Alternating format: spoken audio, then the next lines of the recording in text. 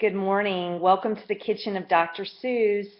I would like to introduce myself, tell you a little bit about myself, and reassure you that I am here for you. Teaching is my passion, and I'm going to be sharing that with you this semester, so I look forward to that.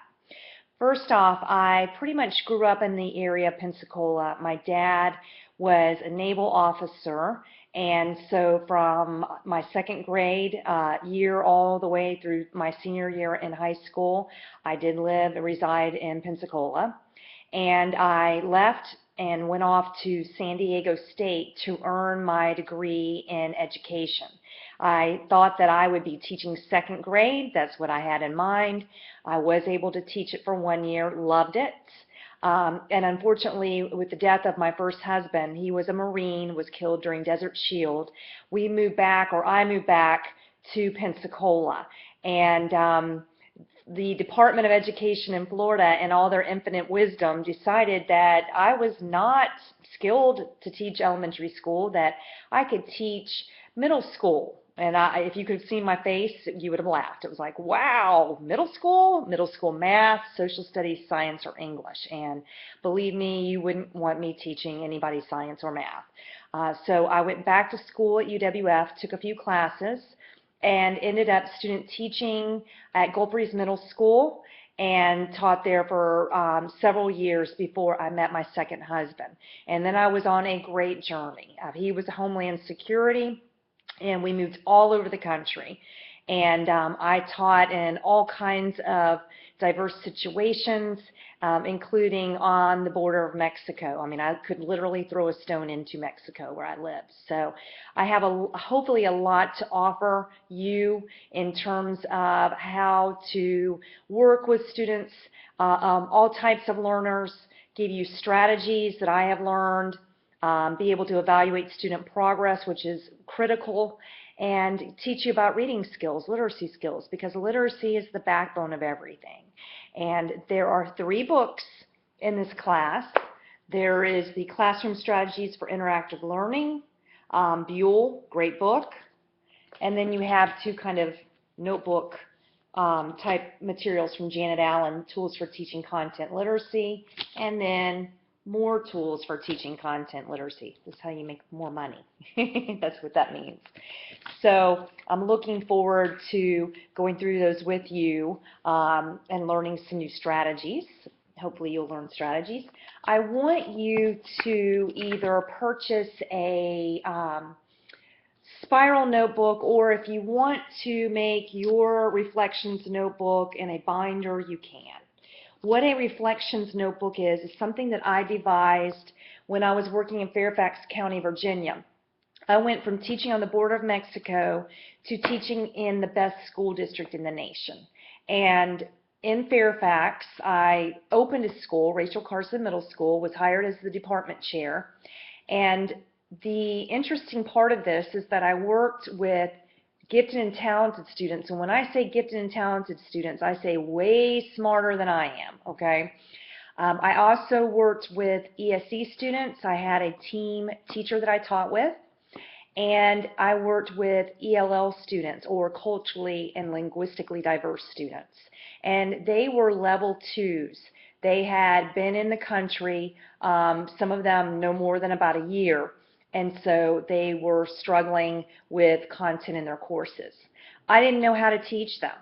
You know, before I was able to pretty much teach to one group of kids in Mexico, near Mexico. They were about on the same level. They were all struggling students in terms of literacy. And so it was easy to teach to them. But when I got to this situation, I realized that, you know, there was a diverse group of students that I would be working with, and I had to find a method that would work. So I found an article by a man named Stencil. He was a science teacher, and he came up with an interactive notebook. And it was 2-sided.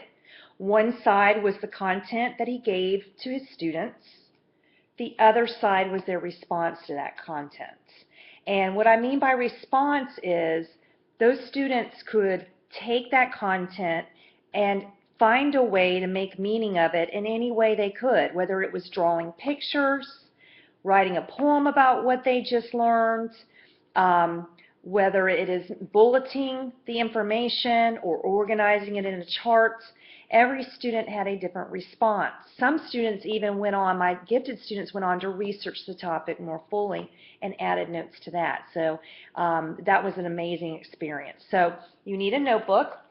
I will be giving you the content on one side, and you will be responding to the content on the other. And I will give you more guidance on this, but I want you to have that as a tool, and hopefully one day you'll use it with your students, okay? After I completed my teaching, which went on for about 17 years, I taught middle school, I went through a pretty treacherous divorce. It's the divorce that never ends. In fact, I'm going back to court again this year. But it was an opportunity for me, and at that point I had adopted a little girl named Elena from Russia. She's the joy of my life. But it gave me an opportunity to go back into education, higher ed, and earn a master's degree in reading at UWF. And then I went on to Florida State to obtain a degree. I have 2 PhDs, one in reading education and the other in language arts. And so now I'm able to hopefully do my best to share what I learned in the classroom and what I learned in terms of research at Florida State. I am a serious football fan. I love the Florida State Seminoles, and I'm sure I'm going to love the UWF Argos in 2016. But I love them so much that I got up and had to look at the draft picks. That was the first thing that I did this morning. So that gives you an idea of how much I love football. Aside from spending time with my daughter, I used to be an avid runner. Unfortunately, I'm having my hip replaced in December, so I'm not doing a whole lot of running, but I am biking quite a bit. And I love to read. I love to read young adult lit. I have a website called thebookdealer.net. I work closely with authors. I have quite a few. I've made quite a few good friends, and I'm sponsored by Simon & Schuster, and so I write book reviews. And I would love for some of you to include instructional strategies on there or some book reviews, so take a look at it, okay? I'm very excited to be your professor. Please call me Dr. Suze. Dr. Susan Dinsmore James is too much for you to say. So feel free to call me Dr. Suze, and feel free to email me at any time, okay? I'm very quick at responding.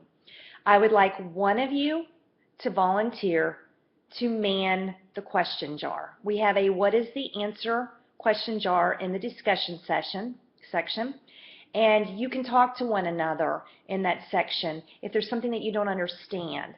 And the person that is our class manager will have direct access to the bat phone. So, you know, she or he can text and say, hey, we don't understand this, or can you answer that? And you get an answer very, very quickly. Okay, so please someone volunteer to do that, somebody that doesn't have too much to do, okay? I'm excited, and I want us to get ready and get started. Have a great day.